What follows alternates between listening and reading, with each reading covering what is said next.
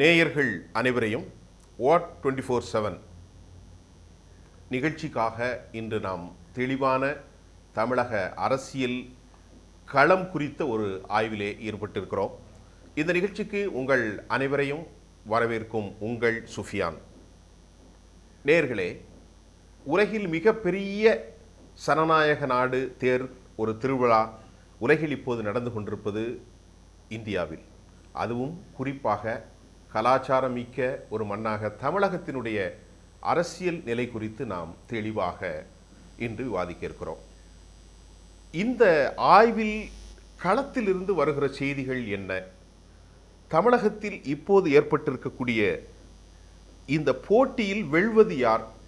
வெற்றிக்கு பின்னால் தமிழக அரசியல் எது போன்ற ஒரு தலைமையின் பின்னால் அணிவகுக்கக்கூடிய வாய்ப்பு இருக்கிறது என்பதெல்லாம் கிட்டத்தட்ட இப்போது நாம் பாருங்கள், ஒரு வாரம் தான் இருக்கிறது. இன்று 7ஆம் தேதி என்றால் இன்னும் ஒரு வாரம் அல்லது 10 நாட்கள் தமிழகத்தினுடைய தேர்தல் களம் மக்கள் தங்களுடைய முடிவுகளை பதிவு செய்யக்கூடிய நேரம் காலம் நெருங்கி வருகிறது.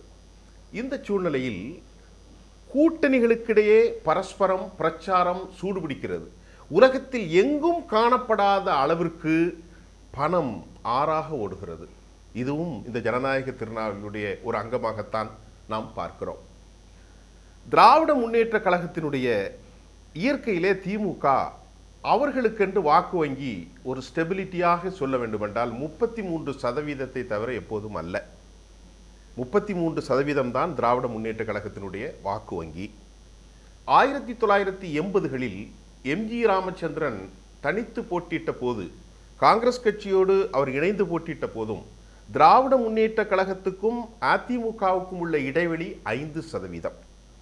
1996ஆம் ஆண்டு செல்வி ஜெயலலிதாவை எதிர்த்து போட்டியிட்ட போது மட்டும்தான் அந்த ஆன்டி இன்கம்பன்சியின் மூலம் திமுக பெரும் அதிகப்படியான வாக்கு வங்கியை பெற்றது.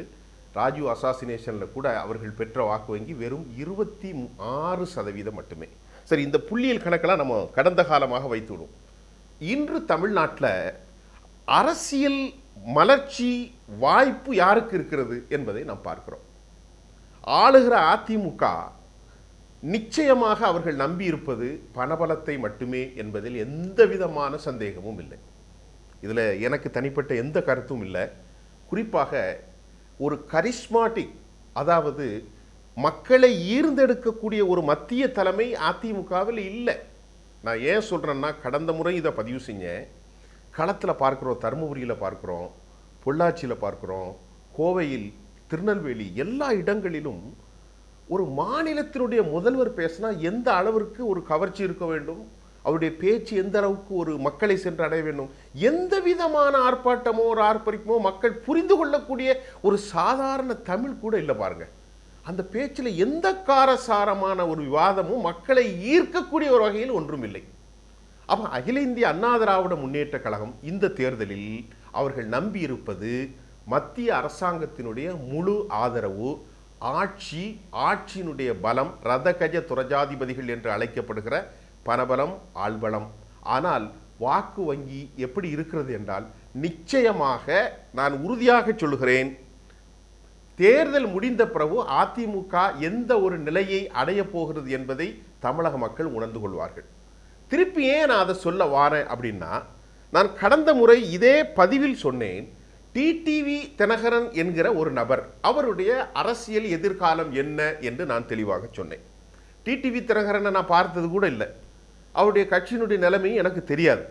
ஆனால் நாம் தமிழகத்தினுடைய பல பகுதிகளில் சென்று பார்க்கிற போது, திருநெல்வேலி, தேனி, ஆண்டிப்பட்டி மற்றும் தஞ்சாவூர், டெல்டா பகுதிகளில், தூத்துக்குடி, சிறுபான்மை இஸ்லாமிய சமூகம் கிறிஸ்தவர்களிடத்திலே கூட ஒரு பெரும் ஆதரவு பெற்றவர்களாக ஒரு விளங்குகிறார். அதுக்கு என்ன காரணம் அப்படின்ட்டு நான் மக்களை போய் சந்தித்து கேட்டோம். டிடிவி தினகரன் ஒரு பெரிய ஆளுமையாக மக்களிடத்திலே உருவாகுவதற்கு என்ன காரணம் அப்படின்னு நான் கேட்டால், அவர்கள் நமக்கு பதில சொன்னாங்க, அவர் ஊடகங்களையும் மற்றவற்றையும் கையாளக்கூடிய தன்மை ரொம்ப எளிமையாக இருக்கிறது. எந்த ஒரு காலகட்டத்திலும் பதட்டப்படாத ஒரு நபராக தனது கருத்துக்களை எடுத்து வைக்கிறார். இதுதான் அவருக்கு ப்ளஸ் பாயிண்ட் அப்படிங்கிறாங்க. இஸ்லாமியர்கள் குறிப்பாக இந்த டிடிவி தினகரன் வந்த பிறகு வடநாட்டில் எப்படி தாக்கூர்களுக்கும் இடையே ஜாட்டுகளுக்கும் இடையே அங்கே இருக்கக்கூடிய சமூகங்களுக்கிடையே ஒரு கூட்டணி உருவானதோ அதே போன்று முக்குளத்தோர் இஸ்லாமிய கூட்டணி உருவாகுவதை நாம் காண முடிகிறது. வலைத்தளங்களில் கூட நாங்கள் பார்க்கிறோம். இந்த முக்குளத்தோர் இஸ்லாமிய கூட்டணி ஒரு மிகப்பெரிய அளவில் ஒரு மாற்றத்தை உருவாக்குறது. ஏனென்று கேட்டால் தமிழகம் முழுவதும் பரவி வந்திருக்கக்கூடிய ஒரு சமூகமாக தலித்துகளும் இஸ்லாமியர்களும் இருக்கிறார்கள். அந்த இடத்தில் ஒரு கவர்ச்சி மிக்க ஒரு அரசியல் தலைவராக அந்த ஓட்டை கன்சாலிடேட் பண்ணக்கூடிய ஒரு தலைவராக டிடிவி உருவாகிறார். ஏன் அப்படி உருவாகிறான்னு கேட்டா, டிடிவியினுடைய மேனிஃபெஸ்டோவோ அல்லது வாக்குறுதியோ என் காலம் யுகம் முடிவும் வரைக்கும் நான் பாஜகவோடு கூட்டு வைக்க மாட்டேன் என்று சொல்கிறார். இப்ப இஸ்லாமியர்களும் கிறிஸ்தவர்களும் இந்த வாக்குறுதி ஒரு பெரிய விஷயமாக இருக்கிறது. நீங்க பாருங்க, கன்னியாகுமரி மாவட்டத்தில் 65% கடலோர காவல் வாக்குடைய பெர்னாண்டஸ்களும் சிஎஸ்ஐ கிறிஸ்தவர்களும் இதை நம்புகிறார்கள். அதே மாதிரி ராமநாதபுரத்திலும் இதே நிலை இருக்கிறது, தஞ்சாவூரிலும் இதே நிலை இருக்கிறது இல்லையா? சென்னையிலே துறைமுகத்திலே பார்க்கிறோம், அங்கும் இதே நிலை இருக்கிறது. ஆக டிடிவி ஒரு ஃபோர்ஸா உருவாவதற்கு ஒரு ஆதாரமான ஒரு கருத்தை நான் சொல்ல வைக்கிறேன்னா, ஆர்கே நகர்ல 28,000 இஸ்லாமிய வாக்குகளை முழுவதுமாக பெற்றார். இது ஒரு சாட்சி.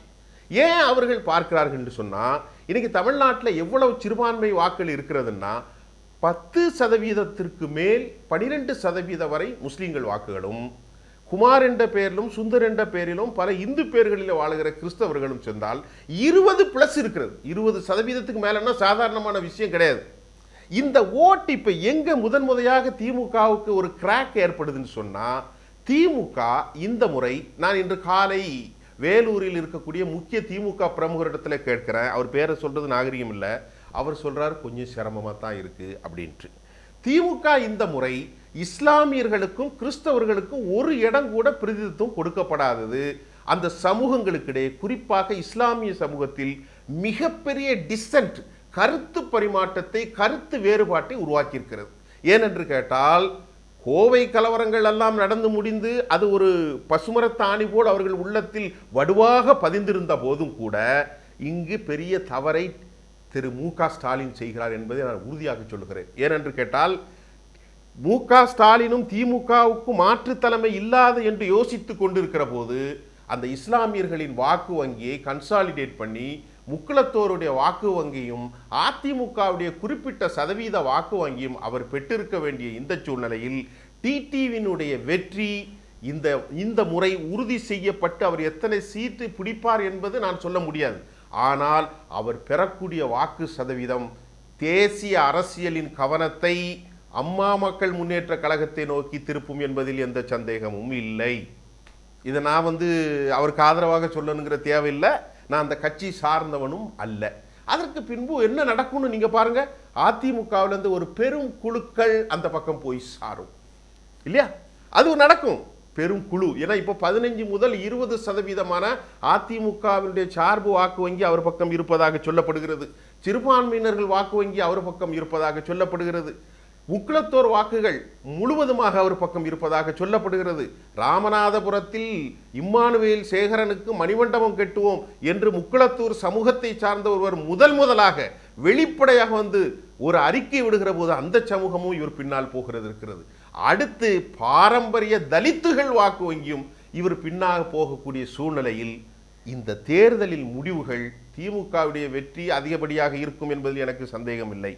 அதே நேரத்தில் தமிழகம் ஒரு புதிய தலைவரை காணக்கூடிய வாய்ப்பு இருக்கிறது என்பதுதான் இன்றைய அரசியல் களம்.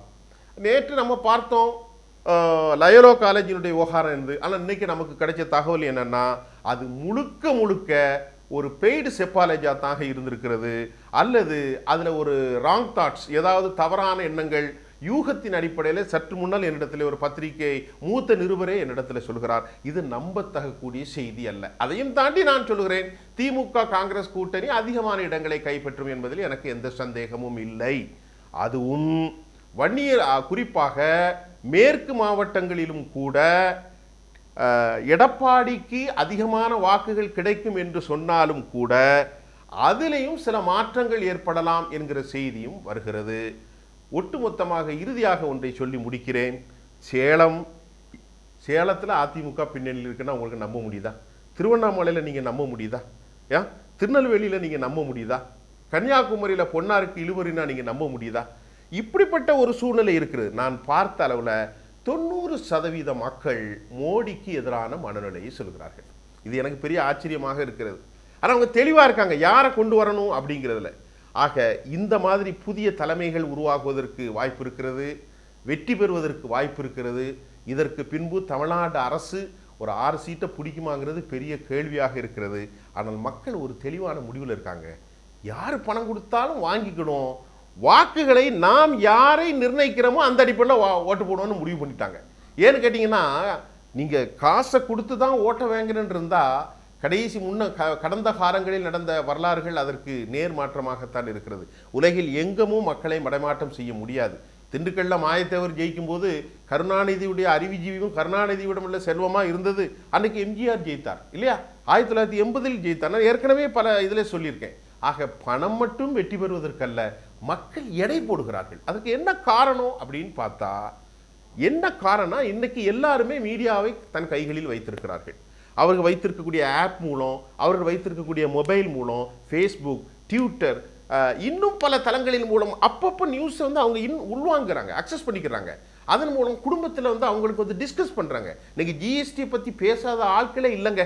எனக்கே ஆச்சரியமாக இருக்குது. இதே நிலை சூரத்தில் இருக்குதா அப்படிங்கிறது வேற கேள்வி, மொராதாபாத்தில் இருக்குதா, அகமதாபாத்தில் இருக்குதா இல்லையா, அது வேற கேள்வி. ஆனால் தமிழர்களின் மத்தியில் இந்த ஜிஎஸ்டி ஒரு பெரும் தாக்கத்தை ஏற்படுத்திருக்கிறது. டிமானிட்டைஸ் பண்ணப்பட்டு அவர்கள் கியூவில் நின்றதெல்லாம் மறக்கலைங்கிறத நாம் களத்திலிருந்து பார்த்து ஒரு பத்திரிகையாளராக சொல்கிறேன். நாம் மறுபடியும் சொல்கிறோம், நமது பேச்சு இந்த முடிவுதான் உண்மையாக நடக்கப் போகிறது என்று அல்ல. நான் இப்பொழுது பதிவு செய்தது நிச்சயமாக நடக்கும்.